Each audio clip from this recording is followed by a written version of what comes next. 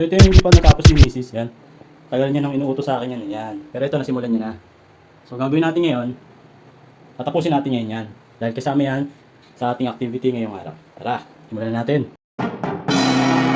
So, naghalo na tayo ng pintura mga tropa. Yung kulay nito, ang ginagamit natin is pistachio. So, hinaluan ko ng konting tubig para hindi masyadong malapot. Tara, simulan na natin. Nagubad pala ako ng damit kasi pag natalsikan ng pintura, mahirap na tanggalin. Kaya, nagubad ako ng damit. So, first coating muna tayo. So, hindi muna natin tatapusin agad yan. Babalikan na lang ulit natin mamaya pangalawang patong. Medyo mahirap magpintura kapag hindi finish yung pader o yung rough. Kasi sumisip-sip yan ng pintura. Kaya expect na natin, medyo maraming pintura yung magagamit natin. Shoutout nga pala kay Mrs. Ang galing. Ang dami niya na napinturahan dito. So, kinapos lang siya ng pintura kaya hindi natapos. Kaya inutos niya na sa atin na tapusin na daw natin.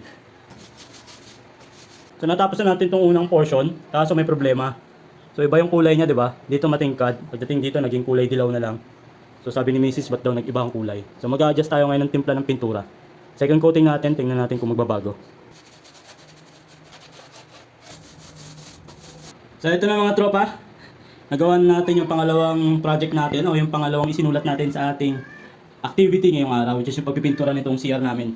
Ang kaso mga tropa, hindi na natin nahabol yung kulay ng unang pintura. So pistachio. So parang naging dilaw na lang.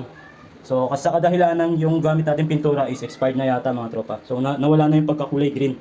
So, kahit anong halo ko, hindi na natin makuha to. So, yun lang ang naging cons natin. Medyo naging kulay dilaw. Yan.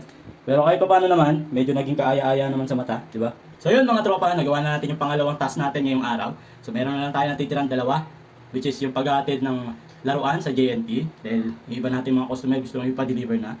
And then yung lastly is yung pagpunta natin ng Cavite. So, yun yung paghahatid natin ng bigas sa nanay at tatay ko. Kasama na rin doon syempre yung pasyal para makita yung lolo at lola nila at yung nanay at tatay ko. So, abangan natin mamaya. So, gagawin ko ngayon, sincere itong pininturahan natin. Umupo ako dito, gumapang-gapang. Maliligo muna ako bago pumunta ng JNT.